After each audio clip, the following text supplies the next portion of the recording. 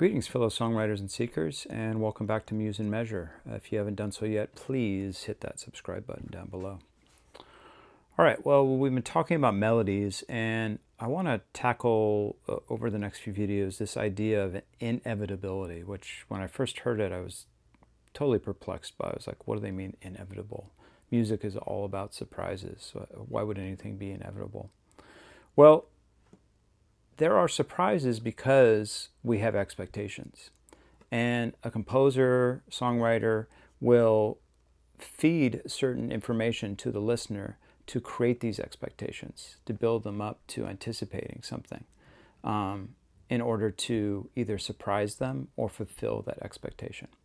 So let's just, as a quick experimentation, what I want to talk about today is how the notes and their sequence and their relation to the harmony of a song create this expectation. So this experiment I want to do, I'm going to do this in the key of C. Now, most songs stick to one key. Of course, there is modulation, which was a big thing to do in the late 70s and 80s. It became such a cliche that people stopped doing it. You hear it every once in a while now. I was proud to use it for one of the first times in my album recently. But anyways, so we're in the key of C. So I'm just going to play a few notes, and I want you to hum what note you think should come next. I'm going to play 4 notes, and I want you to hum what you think should come next. Here's the notes.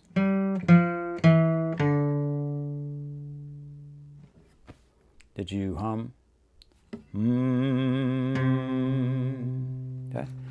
Well, if you did, that's because you were expecting that to happen based on all of our upbringing and all the thousands and thousands of songs that you've heard that use Western musical theory. And I used to just think that this was just kind of ideological, that this was ingrained through education, kind of a nurture as opposed to nature aspect of music.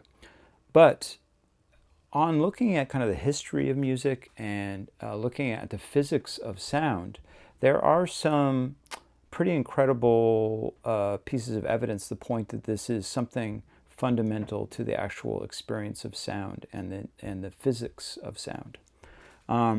Way back in the ancient times, Pythagoras, which you might know from the Pythagorean theorem, did a bunch of experiments on sound waves because he really wanted to reduce the world to numbers. And so he had what was called a monochord, which is just one string. And then he, divided it in half. And he found out that second interval, when you divide it in half, was an octave, was the same note, but just higher. La. So this is an open E that I'm playing. And if I divide the string in half, that string plays an octave. So how this works on the physical level is you have this note, which is the fundamental. It can be any string. And as it's vibrating, not only is it vibrating at one frequency, these are measured in hertz, by the way. So hertz are a measurement of how frequent the waves come. So you can think of it like waves on the beach, how frequently those waves are hitting on the shore. And every tone has a certain number for how frequent those waves hit the beach. Okay? So, I said okay again. That's another $1 to charity. So there is what's called a harmonic sequence. As the string is continually divided in half, you get these what are called overtones. And I could divide the string in half and play them, but all these notes you are actually hearing when I play this fundamental note too. These are all overtones that are also playing at the same time. They're just not as loud as the fundamental, but you can hear them if you listen for them. And I suggest you take your guitar or piano and listen for these notes as I play them through and see if they come up. I don't think my microphone is good enough to pick up. I will also put a demonstration by the great Leonard Bernstein where he helps us hear these overtones using a piano. The overtone series goes like this.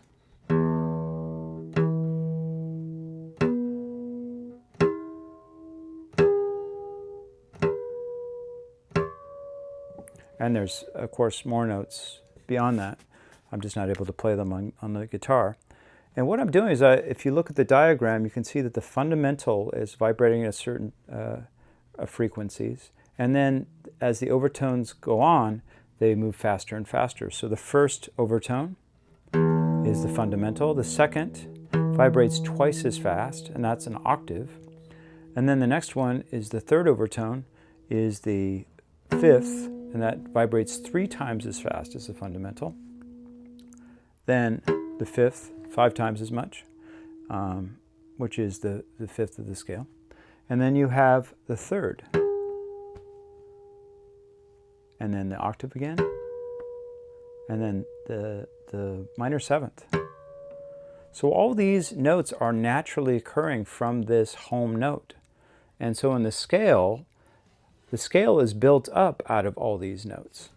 The only note that's not in there is the fourth. And actually Pythagoras, because he loved the tetracist, if I'm mispronouncing that, I'm sure I am, the 4, 3, 2, 1, and 4 was a very important number for his cult of Pythagoras. He got the fourth by inverting the fifth. So instead he did, I can't really invert it here, but he just inverted the ratio, and that's how he got the fourth. And so that's how we get it. So the fourth doesn't naturally occur in the harmonic sequence, but he inverted it, and it sounded consonant to the Greeks. Of course, music had existed long before Pythagoras did all this, so this just verified what sounded good to people already. These notes sounded good together when played together, or mainly in ancient times, played separately in monophonic music. So every scale has these notes in them. So if I go up the scale, C, D, E, F, G, A, B, C. Now, if we look at how often these notes come up, you will find what notes are the most stable, and also the notes that, feel most like home. Stability, home. Why we want to go home is because it's familiar, and we, know where everything is. Hopefully your home is stable. And it's not, foundationally in trouble or emotionally in trouble. Make yourself a happy home, as the great Gladys Knight said. But anyway, so the more these notes come up and the more frequent they happen in the harmonic series, the more fundamental they are and the more stable they are going to be. So obviously, if you look at the octave, and I'll put up this graphic that shows this, you can see that the octave happens 5 times in the harmonic series. Even in my first few notes on the guitar, we've got that, there's the octave, then we get the fifth, and then we get the octave again. So there's 3 times in the first 4 notes. So that's a lot. The second only happens once, so it's not a very strong, it's not a stable note. The third happens twice, so that's also a stable note. And then if you look at the fifth, it happens 3 times. So the 2 notes that are the most stable in the harmonic sequence are the first and the fifth. And that gives us that perfect fifth interval. And so much music is based on this. And so Western music, and really Western harmony, is based on these 2 powerful note centers. The fundamental, which would be the name of the note of the scale, what we call the tonic, and then the fifth. And just like the moon and the earth, there's some kind of gravitational pull between them. And obviously the earth is much bigger than the moon, so the earth will always win. But you have this pull from the fifth. And so we can use this to lead us to this, what it feels like, inevitability. Of course, there's other notes that also have a very, very strong pull, like this major seventh really has a very strong pull. But if we focus on the fifth, you'll see that in a lot of Western music, this 5-to-1 is basically the whole harmonic structure of everything. And everything else is either serving the 1 or serving the 5, establishing home or pulling us away from home. So we feel that pull back to home. We feel that gravity. Just like if we were to go away from the earth, we would inevitably be pulled back to the earth. We need a really strong rocket to get us out of the gravitational pull. All right, so by means of example, let's just take a song, a folk song. My Bonnie lies over the ocean. My Bonnie lies over the sea. Okay, so there it goes to the fifth in the chord progression. Now, we call this in Western music the antecedent and consequent. And this happens all the time. And once you hear it, you're going to start hearing it everywhere. The antecedent basically is like one musical phrase that ends in a question. And when we say it ends in a question, it's going to end on that fifth or the dominant of the scale. So my Bonnie lies over the ocean. My Bonnie lies over the sea. So I'm on the G chord there, which is the fifth of the C major scale. And then when I do the consequent phrase, my Bonnie lies over the ocean, oh, bring back my Bonnie to me, ending back at home.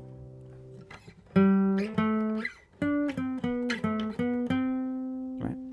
So this pole of the fifth back to the home is something that's used a lot in music. And this is what gives us that sense of inevitability. Yes, you take us away from home, but you better damn well return us back to home, because that's what we expect, is to be returned home. Okay? And so, I said it again, there's $1 for charity. So, be sure to use that in your music. You can also use it to trick your listener too, because you can set up an expectation. They think they're going home, but oh no, we're stopping at this bar before we go home. Or I'm taking you on a crazy trip to Bermuda or something. So you can also play with expectations, but you have to set it up so that there is expectations for the listeners, so that they will either be disappointed or surprised or be reassured by that antecedent, consequent, that dominant back to tonic, away from home to home.